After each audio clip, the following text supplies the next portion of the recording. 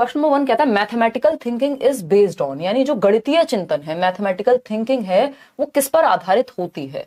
पहला ऑप्शन है procedural fluency, यानी आप प्रोसीजर्स को फॉलो करने में कितने बढ़िया हैं। बच्चा एक्टिव है क्या प्रोसीजर फॉलो करने में, क्या उसका दिमाग एक्टिव है, क्या उसकी थिंकिंग एक्टिव है उस लेवल पे नहीं है। फिर भी चलो हम आगे बढ़ेंगे। इंट्यूशन एंड ऑब्जर्वेशन, चलिए कुछ हद तक ठीक है बात। फिर आते हैं लॉजिक एंड ऑब्जर्वेशन, कुछ हद तक ठीक है, बट ये ऑब्जर्वेशन मैथमेटिक्स के साथ उतना फिट नहीं हो रहा। और जब हम नेचर ऑफ मैथमेटिक्स एक टॉपिक है पेडागोजी का, जब आप एनसीईआरटी पढ़ते हैं या जो नोट्स आपको दिए हुए हैं, या फिर आप जो एनसीईआरटी ने आपके मैनुअल्स दिए हुए हैं, जिसको हम पोजीशन पेपर कहते हैं, जो एनसीएफ ने दिए हुए हैं, एनसीईआरटी ही देता है बेसिकली। एनसीएफ में बस आपको 2 चीजें पढ़नी है इसमें, एनसीएफ 2005 में जो एक सेक्शन है मैथ्स पेडागोजी का वो पढ़ लीजिए, और साथ में पोजीशन पेपर एक मैथमेटिक्स का, हर सब्जेक्ट का होता है एक पोजीशन पेपर एनसीईआरटी के द्वारा दिया गया। इन पोजीशन पेपर्स पे ही बेस्ड है पूरा एनसीएफ, तो वो काम आप कर लेंगे तो आपको आराम से चीजें समझ में आ जाएंगी। नहीं करेंगे तो नोट्स पढ़ लीजिए, हम साथ में करते रहेंगे, ठीक है जी। तो अगर हम बात करें तो हमें पता है नेचर ऑफ मैथमेटिक्स, यानी गणित की जो प्रकृति है, या आपने अपने डीएलएड बीएलएड की बुक्स में भी पहला चैप्टर होता है मैथ्स पेडागोजी में जब आपकी क्लासेस चलती हैं, नेचर ऑफ मैथमेटिक्स, यानी गणित की प्रकृति क्या है ना। तो गणित की प्रकृति हमें पता है लॉजिकल है और रीजनिंग बेस्ड है, तार्किक होता है गणित। ये बात बच्चे को पता होनी चाहिए। तो सारे ऑप्शन से बेटर ऑप्शन क्या हो गया, लॉजिक एंड रीजनिंग बेस्ड होती है जो मैथमेटिकल थिंकिंग होती है, तर्कात्मक होती है और विवेचनात्मक होती है, जिसमें लॉजिक लगता है, कोई भी बात हवा में नहीं होती, मान नहीं लिया जाता, 2 + 2 4 ही होते हैं, तर्क है गणितीय चिंतन में, और लॉजिक है मतलब प्रॉपर तर्क एवं विवेचना पर आधारित होता है, किसी भी ऐसी चीज पर नहीं। इंट्यूशन पूरी तरह से नहीं, कुछ चीजों में, कुछ टॉपिक्स में गणित के इंट्यूशन लग जाएगा, लेकिन पूरा जो नेचर ऑफ मैथमेटिकल थिंकिंग है वो है लॉजिकल और रीजनेबल। तो D option is the right answer. Student has the concept of fraction, he she can easily understand the concept of rational number by linking it with fraction according to Piaget। Piaget हर जगह आते हुए मिलेंगे आपको, क्यों? क्योंकि Piaget ने दिमाग कैसे डेवलप होता है इसके बारे में स्टेजेस दी हैं, है ना। तो वो तर्क कब आता है आपको पता है, कॉन्क्रीट ऑपरेशनल में 7 से 11 वर्ष में, ठीक है ना। तब हम रेशो प्रोपोर्शन सिखाने की बात करते हैं, ठीक है बात। तो एक बार जवाब देने की कोशिश कीजिए, फिर हम आगे बढ़ेंगे रिंकी गुप्ता, ठीक है। ऐसे अलग अलग सब्जेक्ट करते रहेंगे, टेंशन ना लो, पेपर निकलेगा मस्त तरीके से। तो एक छात्र के पास भिन्न की अवधारणा है, फ्रैक्शन समझते हो फ्रैक्शन, नहीं समझते हो मत समझो, क्योंकि ज्यादा नहीं समझना, जो पढ़ लिया उसी का इस्तेमाल करना है, वो उदय सर समझाएंगे। तो एक छात्र के पास भिन्न की अवधारणा है, वह परिमेय संख्या की अवधारणा को भिन्न से जोड़कर आसानी से समझ सकता है, क्योंकि उसको फ्रैक्शन का कॉन्सेप्ट आता है। अब वो रैशनल नंबर के कॉन्सेप्ट को रिलेट करके, क्योंकि जुड़े हुए हैं आपस में, या कनेक्शन बिल्ड हो जाएगा, तो वो क्या करेगा, सीख लेगा। क्या है पियाजे के कॉन्सेप्ट में अगर हम समझें तो ये कौन सी प्रोसेस है जो इसके लिए रिस्पॉन्सिबल है कि जो हमें आता है उससे कनेक्ट करके हम कुछ और सीख जाएं। यानी ब्रेन में कुछ तो एसिमुलेटेड है, कुछ तो भरा हुआ है, कुछ तो जुड़ा हुआ है हमारे स्कीमा में। बात सही है। स्कैफोल्डिंग, यहाँ कोई हेल्प की बात तो हुई नहीं है, बच्चा कहीं अटक रहा हो, ना वाइगॉस्की की बात हुई है, ना ब्रूनर की बात हुई है जिन्होंने दिया था।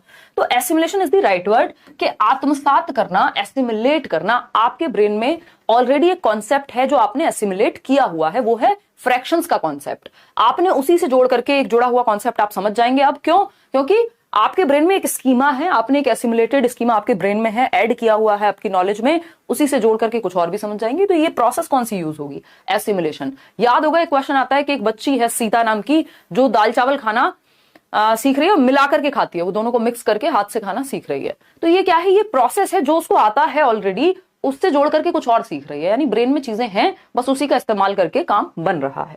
तो ये डीकॉम्पोजिशन, डिसेंट्रेशन का यहाँ कोई पॉइंट नहीं है, क्योंकि पर्सपेक्टिव चेंज नहीं करना, उसको डिसेंटर नहीं करना, अलग अलग यूज नहीं देखने किसी चीज के, उससे जोड़ के कुछ सीखना है। तो assimilation is the right answer over here. आगे बढ़ेंगे क्वेश्चन नंबर 4।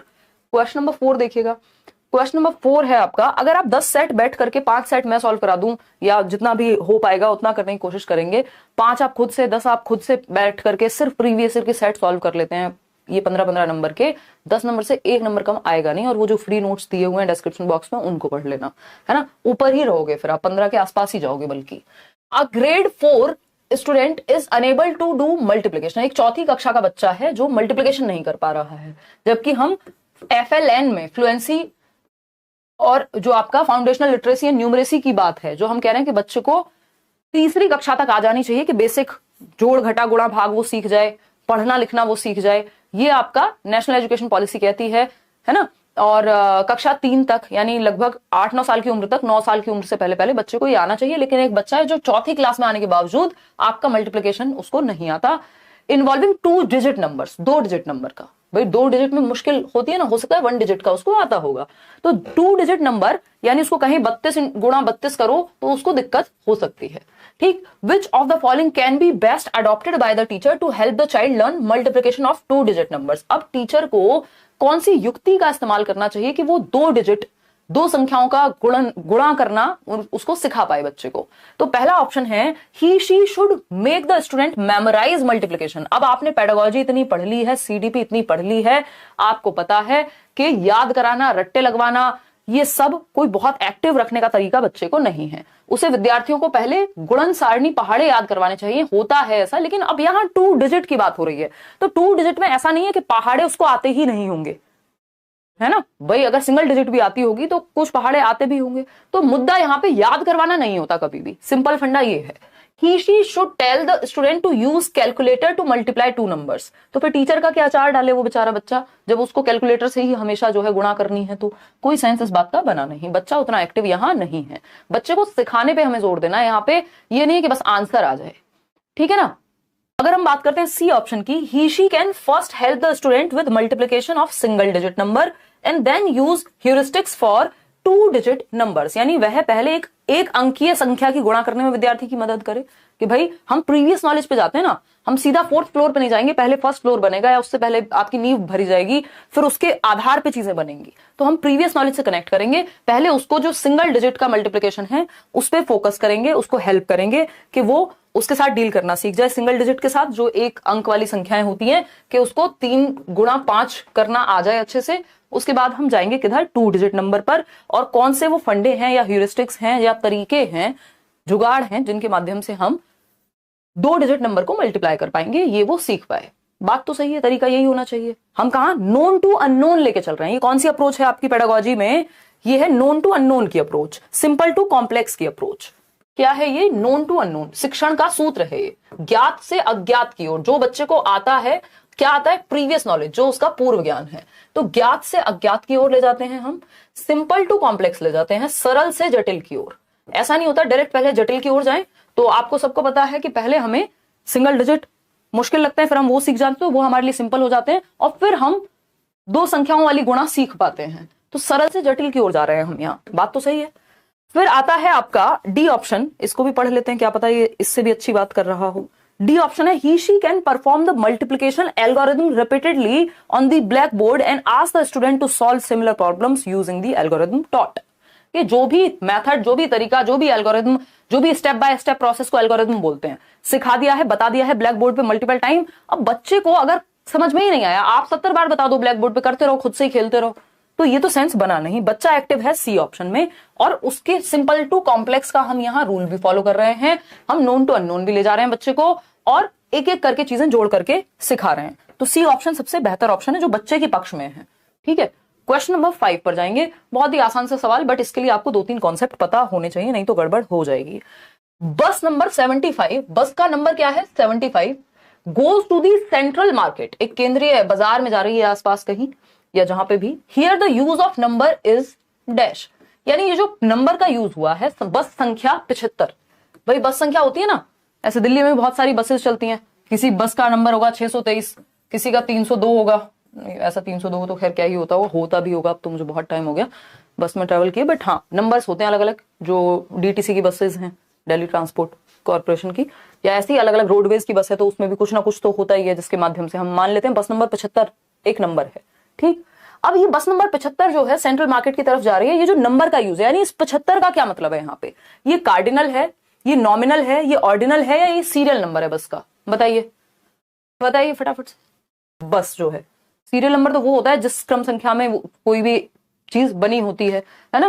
तो अगर हम बात करें यहाँ पे, तो ये ऑर्डिनल नहीं होगा, सी ऑप्शन जितने लोग कह रहे हैं, ये नॉमिनल नंबर है एक, जो उस बस को नंबर दे दिया गया है। जैसे 623 कोई उस बस की संख्या नहीं है, वो लेबल कर दिया गया है जिससे पहचान पाए, अंकित है ये, है ना। वो अंकित मूल्य पढ़ते थे, विराट कोहली की जर्सी पे अगर 18 लिखा हुआ है तो ऐसा थोड़ी विराट कोहली का कुछ 18 मतलब कुछ कहीं कोई ऑर्डर बन रहा है टीम में, 18 तो प्लेयर भी नहीं होते अगर देखा जाए तो ये क्या, या MS धोनी की हम बात करें तो 7 नंबर उनको दे दिया गया है ना, सचिन तेंदुलकर की जर्सी बहुत फेमस है 10 नंबर, या ऐसे और भी बहुत सारे एग्जांपल्स हो सकते हैं। तो वो लेबल के लिए है, उसका अपने आप में कोई ऐसा महत्व नहीं है कि वो 10 लोग के बारे में बात हो रही है या क्रम के बारे में बात हो रही है। ऑर्डिनल में तो क्रम होता है, बस नंबर 75 का मतलब ये नहीं कि वो एक क्रम में लगी हुई बस है, वैसी बात नहीं हुई। हो सकता है वो आगे खड़ी हो पीछे खड़ी हो, ये जस्ट एक लेबलिंग नंबर दिया गया है। तो ये क्या हुआ, अंकित नंबर हुआ या अंकित संख्या हुई, नॉमिनल नंबर। अगर हम कार्डिनल की बात करते हैं तो कार्डिनल बताता है कि कोई चीज कितनी है, कि 12 लोग। अब ये 12 लोग जो 12 नंबर है वो कार्डिनल हो गया यहां पे, कि टोटल कितनी संख्या है किसी चीज की, 12। ठीक है बात। अगर हम बात करते हैं यहां पे कितने आदमी थे, याद कीजिए शोले मूवी, कितने 4-5 जो भी थे, तो वो कार्डिनल नंबर हो गया कि टोटल कितनी संख्या, किस बारे में बात हो रही है, कितने लोग हैं, हाउ मेनी, तो वो कार्डिनल नंबर से पता चलता है। ठीक। अगर हम बात करें यहां पर, अगर लेबल करने के लिए जो हम संख्या यूज कर रहे हैं वो है नॉमिनल नंबर। ठीक है बात। ऑर्डिनल नंबर ऑर्डर बताती है किसी चीज का, कि भाई यहां से तीसरा, किसी को अगर हमें बताना हो कि भाई कि फलाने का घर कहां है या कोई जगह कहां है, तो हम कहते हैं यार यहां से ना तीसरे कट पे लेफ्ट ले लेना। अब वो तीसरा जो है वो ऑर्डिनल है, वो पहला आएगा फिर दूसरा आएगा फिर तीसरा आएगा। यहां जरूरी नहीं है 75 का मतलब है टोटल नंबर बसेस जो है 75 ही होंगी। सीरियल नंबर हमें पता ही है, कोई चीज जब बनती है तो उसकी एक सीरीज में एक नंबर होता है, क्रम संख्या, जो एक तरह का अगर देखा जाए तो ऑर्डिनल नंबर ही हो गया, कि ऑर्डर के हिसाब से सीरीज बनाई गई है। तो ये एक बेसिक सी बात है, nominal number is the right answer, ध्यान रखिएगा। ऑर्डिनल ऑर्डर को क्रम सूचक है। क्वेश्चन नंबर 6, सीरियल नंबर नहीं है वो बस का, जो कई लोग सीरियल नंबर अभी भी कह रहे हैं। क्वेश्चन नंबर 6 देखिएगा एक बार। क्वेश्चन नंबर 6 क्या है, when asked to numerically represent the number 402। ये क्वेश्चन हर बार आता है पेडागोजी में, बस थोड़ा सा घुमा फिरा करके पूछ लेता है। ठीक है जी। अगर हम बात करें 402 लिखने को कहा गया बच्चे को, है ना, कक्षा 5 के एक विद्यार्थी को जब 402 लिखने को कहा गया तो वह 4002 लिख देता है ना, 4002 लिख देता है। उसी प्रकार 608 लिखने को कहा गया तो 6008 लिख देता है, एक 0 एक्स्ट्रा चल रही है। ठीक है ना। इस भ्रांति का सर्वाधिक उपयुक्त स्पष्टीकरण क्या है, ये जो मिसकॉन्सेप्शन बन गया है बच्चे के दिमाग में, इसको कैसे ठीक करें। हम सबने बचपन में ये गलतियां की हैं भाई। पेडागोजी आपको पढ़ के समझना है कि बच्चे को सिखाना कैसे है। पहला ऑप्शन है the child is simply careless, बच्चे में कमी नहीं ढूंढनी होती। पहली बात ये, हमारे मेथड में कुछ कमी रही होगी या किसी कॉन्सेप्ट में कोई कमी रही है, इसका मतलब ये नहीं है कि बच्चे में कमी रही है। हर एक बच्चा क्रिएटिव है, क्यूरियस है, और क्या है, एबिलिटी टू लर्न के साथ जन्म लेता है। ये चाइल्ड सेंटर्ड एजुकेशन जो आपकी बाल केंद्रित शिक्षा है वो मानती है, कंस्ट्रक्टिविस्ट अप्रोच भी इसी को मानेगी, रचनावादी भी। तो ये तो गलत हो गया। The child is simply writing the number as he she hears it, उसको जैसा सुन रहा है वैसा वो लिख रहा है। अब 402 सुन रहा है और 4008 लिख रहा है, या 4002 लिख रहा है, तो ये तो सेंस नहीं बना, है ना। द चाइल्ड हैज, इसका मतलब है कहीं ना कहीं कॉन्सेप्चुअल अंडरस्टैंडिंग में प्रॉब्लम है। The child has not fully understood the place value system. हमेशा ये क्वेश्चन घुमा फिरा के आपको देखने को मिलता है कि क्या गड़बड़ है भाई, प्लेस वैल्यू नहीं समझ पा रहा है बच्चा, कि इकाई धाई जो आपका जो 1 10 100 1000 जिसको हम बोलते हैं, इकाई धाई सैकड़ा, हजार, 10,000, वो वाला कॉन्सेप्ट जो प्लेस वैल्यू का कॉन्सेप्ट है वो नहीं समझ पा रहा बच्चा। तो हम ये कहेंगे साधारणतः बच्चा वही लिखता है, वो तो गलत बात हो गई। बच्चे को स्थानीय मान प्रणाली की पूर्ण समझ नहीं है, अभी वो क्लियर नहीं हो पा रहा है इस कॉन्सेप्ट को लेकर के, जो प्लेस वैल्यू का कॉन्सेप्ट है, कि प्लेस वैल्यू से सारी कहानी बदल जाएगी। जो चीज 402 थी, एक 0 एक्स्ट्रा लगते ही वो 4002 बन गई। तो ये प्लेस वैल्यू के कॉन्सेप्ट में बच्चों को दिक्कत है, इसलिए मिसकॉन्सेप्शन हो रहा है। फिर भी डी ऑप्शन चेक करेंगे। The child lakhs intelligence and mathematical knowledge, बच्चे में तो बुद्धि की ही कमी है। अब ये सेंसलेस बात हो गई। एज अ टीचर आपको ऐसी बात कभी नहीं करनी कि बच्चे में तो बुद्धि की कमी है, गणितीय ज्ञान की कमी है। अरे ये सब गलतियां, एरर्स जो हैं, पार्ट ऑफ लर्निंग है। त्रुटियां होना साधारण सी बात है, सामान्य सी बात है, प्राकृतिक सी बात है। अगर मैं कहूं गलतियां, कोई कभी गलती ही नहीं करता हो तो वो थोड़ा प्रॉब्लमेटिक बात है। तो यहां स्थानीय मान की समझ में उसको कंफ्यूजन है, कॉन्सेप्ट अभी क्लियर नहीं है। C option is the right answer. Question number 7 देखिएगा एक बार, ये क्या पूछता है। क्वेश्चन नंबर 7 कहता है a teacher gives the formula to find the area of a rectangle. भाई रेक्टेंगल आयती बोलते हैं ना हिंदी में, तो एक रेक्टेंगल का एरिया फाइंड आउट करने को टीचर ने कहा है, एक फॉर्मूला बताया है। ठीक है ना। Ask the children to find the area of different rectangular cutouts the teacher is using. एक क्वेश्चन इस तरह का भी आता है, ऑफलाइन में भी आता था, ऑनलाइन में भी आता है। बेसिकली क्या होता है कि आपको याद होगा 2018 में एक क्वेश्चन आया था कि एक टीचर ने राइट एंगल ट्राइंगल के 4 शीट्स बांट दी बच्चों में, यानी पहले क्या उदाहरण पेश किया, बाद में रूल की तरफ गए हैं, है ना। किशन चौहान बहुत बढ़िया, बताइए एक बार फटाफट से। तो हम यहाँ पे क्या हुआ है, पहले एक टीचर ने फॉर्मूला दे दिया सीधा सीधा, हमारे लिए इजी हो गया है ना, a प्लस बी का होल स्क्वायर, या रेक्टेंगल की बात कर रहे हैं l इंटू बी बता दिया, या वॉट एवर, जो भी एरिया के बारे में कुछ भी हो सकता था। लेकिन मुद्दा क्या है यहाँ पे, गणित नहीं सीख पूछा आपसे पूछा क्षेत्रफल का फॉर्मूला पहले बता दिया, और अब बच्चों को बाद में उसको अप्लाई करके अलग अलग रेक्टेंगुलर शेप्स का एरिया निकालने को कहा गया है। फॉर्मूला से हम एग्जाम्पल की तरफ जा रहे हैं, रूल से एग्जाम्पल जा रहे हैं। फॉर्मूला क्या होता है, एक रूल होता है जो सभी के लिए सेम होगा। रूल टू एग्जाम्पल जाना डिडक्टिव मेथड कहलाता है, यानी निगमनात्मक विधि कहलाती है ना। ये कोई ऑब्जर्वेशन मेथड नहीं है, लेबोरेटरी मेथड नहीं है, या तो ये इंडक्टिव होता है या तो ये डिडक्टिव होता। तो ये डिडक्टिव मेथड है क्योंकि रूल टू एग्जाम्पल गए। यही अगर एग्जाम्पल पहले दिया होता टीचर ने, बहुत सारे रेक्टेंगुलर दिखाए होते, फिर बताया होता इनमें क्या समानताएं हैं, फिर फॉर्मूले तक पहुंचते। यानी पहले हमने परिभाषा नहीं बताई संज्ञा की, यहाँ पे पहले परिभाषा बता दी, बाद में उदाहरण बताए। अगर पहले उदाहरण बता देते बाद में परिभाषा तक जाते तो वो इंडक्टिव मेथड हो जाता। तो यहाँ पे सिंपली लिख सकते हो इंडक्टिव मेथड बोले तो एग्जाम्पल टू रूल, उदाहरण से नियम की ओर जाना। वहीं अगर हम डिडक्टिव की बात कर रहे हैं तो यहाँ रूल टू एग्जाम्पल जाना, यानी नियम से उदाहरण की ओर जाना। इसमें गलती कर देते हैं जबकि ये इतना आसान क्वेश्चन है, ठीक है ना। तो ये बेसिक बात हमें ध्यान में रखनी है। 2 मिनट लेकर के हम इसको थोड़ा सा समझ भी लेते हैं। इंडक्टिव और डिडक्टिव कहीं भी पूछा जा सकता है। ये दोनों अप्रोचेस देने का जो श्रेय है एक्चुअल में वो जाता है अरस्तु को, यानी एरिस्टोटल को, ठीक है ना, एक यूनानी दार्शनिक।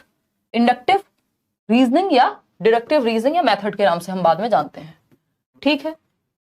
इसमें मैंने शायद एक बहुत पुरानी वीडियो आपको मिल जाएगी व्हाइट बोर्ड वाली, डिडक्टिव मेथड, निगमनात्मक विधि। ये हर सब्जेक्ट में यूज हो जाती है, चाहे आप ग्रामर पढ़ रहे हो, व्याकरण यानी कि, चाहे आप कोई और सब्जेक्ट पढ़ रहे हो, ठीक है ना। तो यहां पे हम इसको आगमन विधि, किसको, इंडक्टिव मेथड को। आपकी पेडागोजी इतनी बढ़िया हो जाएगी कि आप पेपर में 15 में से 10-12 नंबर कम से कम ले आए, यदि कुछ टेढ़े मेढ़े क्वेश्चंस भी आ गए 2-3 थियरी बेस्ड। आगमन विधि, और ये है आपका निगमन विधि। क्या है ये, निगमन विधि। क्लियर है बात भाई। ग्रामेटिकल चीजों में या गणित में डिडक्टिव मेथड काफी यूज होता है। तो अगर हम बात करें, यहां पहले आपने रूल बता दिया बच्चे को, क्या बताया, रूल बता दिया। रूल टू एग्जाम्पल लेकर के जाते हैं, यानी नियम से उदाहरण की ओर। संज्ञा की परिभाषा बताई और फिर उसके उदाहरण बताए, है ना। किसी वस्तु स्थान किसी व्यक्ति वस्तु स्थान के नाम को संज्ञा कहते हैं। फिर बताया आगरा क्या है, एक संज्ञा हो गई। तुम्हारा नाम क्या है, हिमांशी, संज्ञा हो गया। इसी तरह से जब आपने पहले डेफिनेशन बताई कि भाई noun is the name of a person, place और thing is known as noun, फिर बाद में आपने एग्जांपल दे दिए कि तुम्हारी जो फेवरेट डिश है छोले भटूरे, वो क्या है, आपकी संज्ञा का ही उदाहरण है। तो पहले नियम बताया, और यहाँ पे यही तो हुआ है, पहले फॉर्मूला बता दिया और फिर फॉर्मूला से प्रैक्टिस कराए जा रहे हैं हम, a प्लस बी का होल स्क्वायर, और फिर बहुत सारे क्वेश्चंस दे दिए। तो ये क्या हुआ, रूल टू एग्जाम्पल जाना है, ठीक।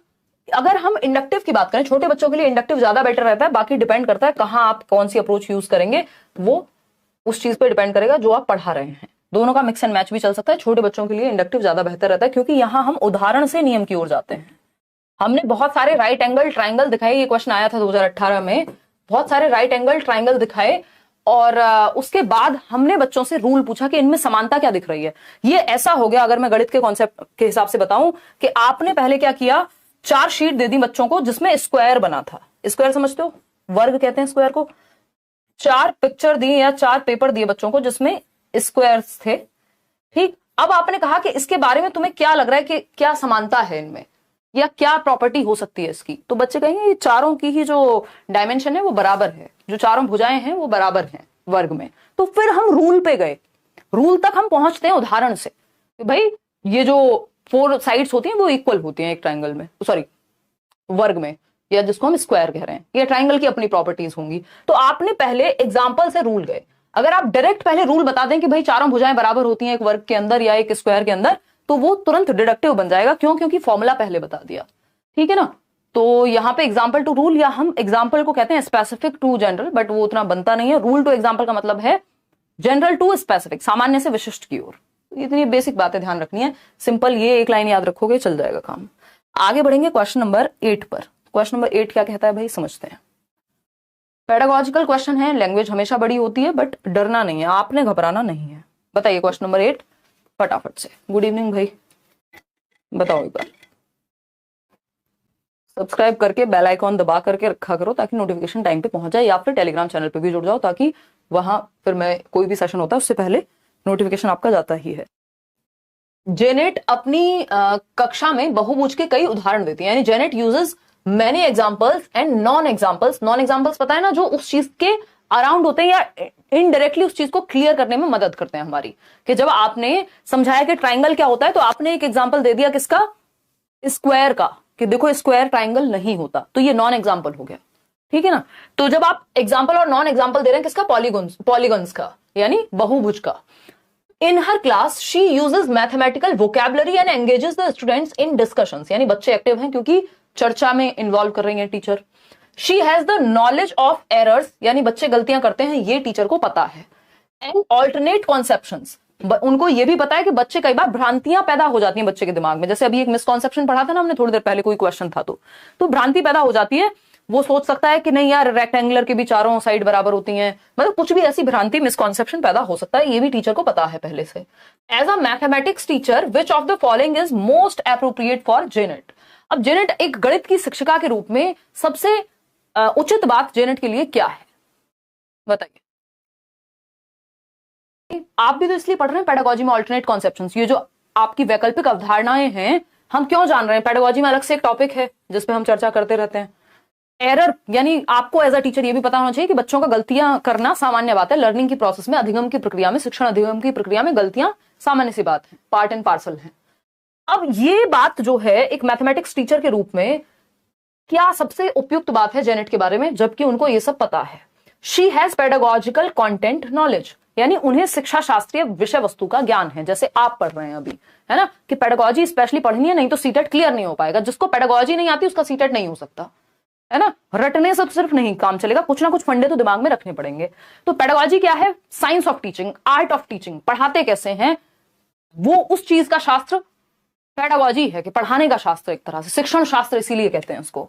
तो इनको नॉलेज है कि बच्चे गलतियां भी करते हैं, बच्चे ऑल्टरनेटिव कॉन्सेप्शंस या भ्रांतियां भी बच्चों में पैदा हो जाती हैं, और वो एग्जाम्पल और नॉन एग्जाम्पल दोनों दे रही हैं ताकि बच्चे को और ज्यादा क्लियर हो जाए कि जब वो बर्ड के बारे में बता रही हैं तो वो बता दें कि ये हेलीकॉप्टर है और ये बर्ड नहीं होता। जब वो स्क्वायर के बारे में बता रही हैं या पॉलीगन के बारे में बता रही हैं तो उन्होंने और भी शेप्स दिखाई कि देखो ये पॉलीगन से कैसे अलग हैं। तो ये नॉन एग्जाम्पल होता है कि कैसे अलग है, ठीक। She has only subject matter knowledge, भैया ये एरर का कॉन्सेप्ट, ऑल्टरनेटिव कॉन्सेप्ट या एग्जाम्पल्स और नॉन एग्जाम्पल्स यूज करना, ये पेडागोजिकल कॉन्सेप्ट है। ये सिर्फ गणित में नहीं, हर सब्जेक्ट में लागू होते हैं, हर सब्जेक्ट को पढ़ाने में लागू होते हैं। तो ऐसा नहीं सब्जेक्ट मैटर की ही नॉलेज है।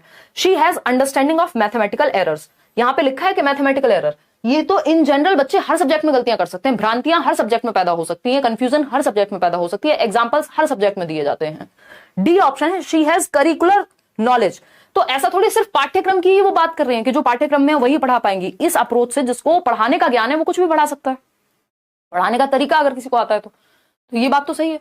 तो A option is the right answer, उसे शिक्षा शास्त्रीय विषय वस्तु का ज्ञान है, यानी टीचर जो है जेनेट को she has pedagogical content knowledge, पढ़ाने के फंडे पता है, साइंस ऑफ टीचिंग पता है, तो अच्छी पेडागोजिकल स्किल है टीचर की। A option is the right answer. Question number 9 देखिए एक बार फटाफट से। क्वेश्चन नंबर 9 कहता है इन अ कंस्ट्रक्टिविस्ट क्लासरूम, एक रचनावादी कक्ष। याद कीजिए आपका एनसीएफ भी रचनावाद को फॉलो करता है, आपकी नेशनल एजुकेशन पॉलिसी भी, यानी रचनावाद क्या कहते हैं, प्याजे, वाइगोस्की, ब्रूनर, ये सब रचनावादी हैं जो कहते हैं बच्चे को एक्टिव रखो, मीनिंगफुल लर्निंग होनी चाहिए, अर्थ निर्माण होना चाहिए, ठीक है ना। ठीक है, तो एक कंस्ट्रक्टिविस्ट क्लासरूम में जहां नॉलेज को कंस्ट्रक्ट किया जाएगा, बच्चे को एक्टिव रखा जाएगा।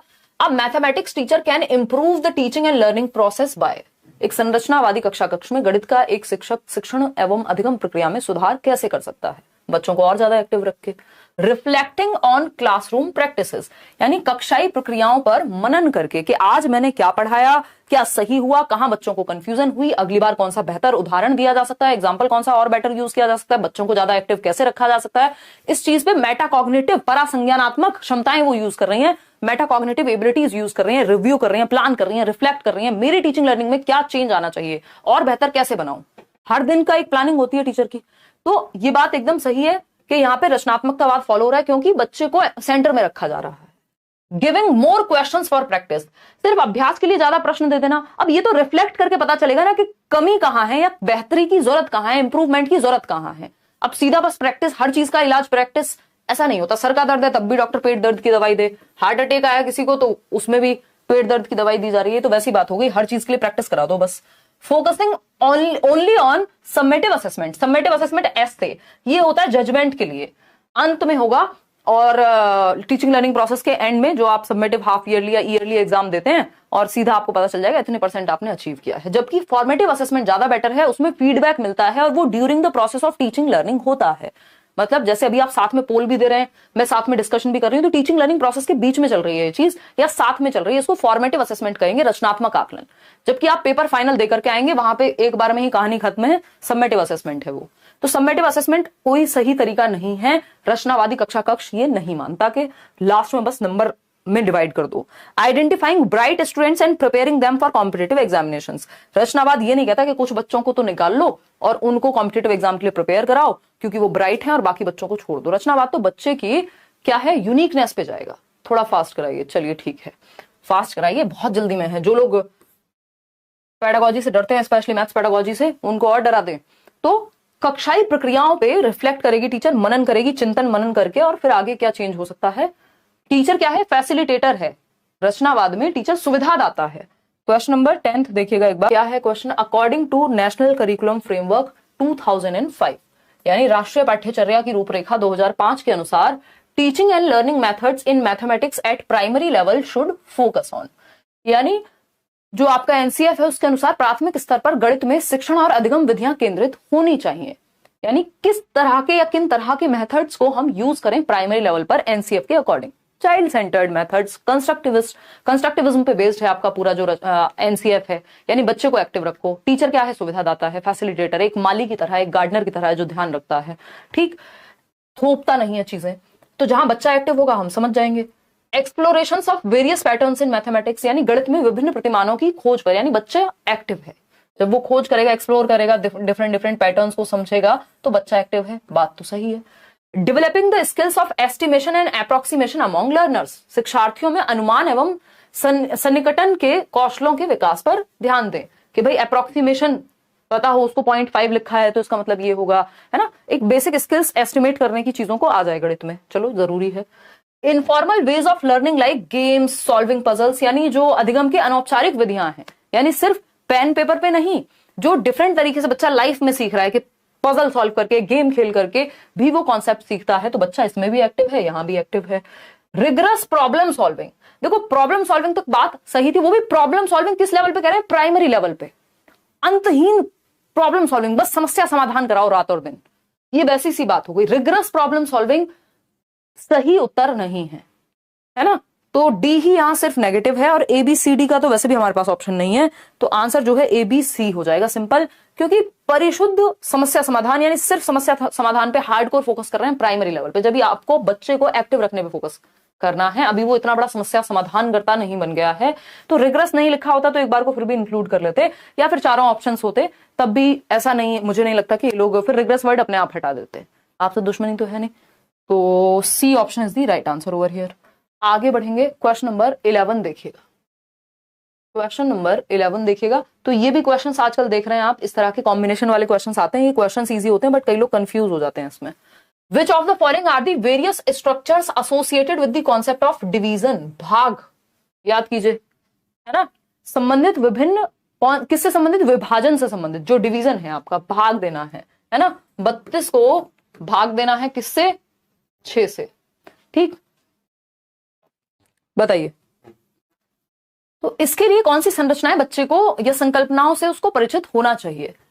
तो पहला है ऑर्डरिंग, यानी 1 2 3 4, रेशो, इक्वल शेयरिंग या रीअरेंजिंग। बी ऑप्शन 53% लोग जवाब दे पा रहे हैं, बी एंड सी। बहुत बढ़िया, कितने लोग, 53% लोग, बहुत बढ़िया, मन खुश कर दिया आपने आज, इतनी भी उम्मीद थी नहीं, क्योंकि इस तरह के क्वेश्चंस में कई लोग कंफ्यूज होते हैं। देखो आपको 2 ऑप्शन हटाने पड़ेंगे यहाँ पे, क्योंकि ओनली बी का सेंस नहीं बनता कि ऐसा नहीं है ना बाकी ऑप्शंस गलत हैं। और डिवीजन में तो होता ही है, इक्वल शेयरिंग का कॉन्सेप्ट बच्चों को नहीं पता होगा, भाई हम ऐसे ही तो पढ़ाते हैं कि 4 चीजें हमारे पास और 2 लोग हैं तो कैसे बांटे कि बराबर बढ़ जाए, तो इसके लिए हम डिवीजन का कॉन्सेप्ट यूज करते हैं। तो डिवीजन में या भाग में इक्वल शेयरिंग की तो जरूरत पड़ती ही है, समान संभागी, ये आता ही है। जब भी हम डिवीजन का कॉन्सेप्ट लाते हैं तो हम इसी तरह से ऐसे ही वर्ड प्रॉब्लम्स फेंकते हैं बच्चों के सामने, जिससे हम इंट्रोड्यूस कर पाए किसको, डिवीजन के कॉन्सेप्ट को। बात तो सही है। और किस रेशो में बांटे, रेशो भी भाग में आता ही है, जुड़ा हुआ कॉन्सेप्ट है बिल्कुल, तो ये बात तो सही है। ऑर्डरिंग का कॉन्सेप्ट यहाँ पे क्रम में लगाना, जब हम डिवीजन तक गए तो ये हम वैसे भी मान रहे हैं कि इतना उसको आता होगा, ठीक है ना। रीअरेंज करना वो यहाँ पे मुख्य बात नहीं रह जाती, तो बी और सी ज्यादा अप्रोप्रिएट है, हमें छोड़ना पड़ेगा ए और डी को, ठीक। तो B option is the right answer. आगे बढ़ेंगे क्वेश्चन नंबर 12 पर। ये क्या कहता है भाई, क्वेश्चन नंबर 12 कहता है development of numeracy skills does not imply, यानी जो संख्यात्मक ज्ञान है बच्चे का, या संख्याई कौशल के विकास का अर्थ क्या नहीं है। नॉट पूछा है आपसे, है ना। वो फाउंडेशनल लिटरेसी एंड न्यूमरेसी की हम बात कर रहे थे कि बच्चे को बेसिक संख्यात्मक ज्ञान होना चाहिए। बताइए एक बार फटाफट से बताइए क्या जवाब सही होगा। ये समझते हैं, संख्याई कौशल के विकास का अर्थ नहीं है, आपको एक नेगेटिव ऑप्शन चूज करना पड़ेगा। Knowledge about numbers and number operations, संख्याओं और संख्याओं की प्रक्रियाओं के बारे में ज्ञान होना, बिल्कुल हम कहेंगे किसका क्या है ये, न्यूमरेसी के बारे में, संख्यात्मक जो समझ है आपकी उसके बारे में बात है। Understanding about numbers as well as shapes, आपको नंबर्स और शेप्स के बारे में आइडिया हो, चलो ठीक है, ये बात भी, बच्चा एक्टिव भी है और नंबर्स के बारे में जानकारी आना होगा। रोट मेमोराइजेशन, बस मिल गया आपको जवाब। Rote memorization of counting numbers, ये रटना तो कभी भी हम कहते ही नहीं है कि हमारे किसी भी पढ़ाने के मेथड में आना चाहिए कि हम रटवा रहे हैं, मेमोराइज करवा रहे हैं, रिकॉल करवा रहे हैं बच्चे को, रिप्रोड्यूस करवा रहे हैं मियर इंफॉर्मेशन को, है ना। Skills required for handling data in real life, ये सारे बढ़िया हैं, लेकिन रोट मेमोराइजेशन गलत है, और जो गलत है वही सही है क्योंकि पूछा ही गलत है। तो C option is the right answer over here.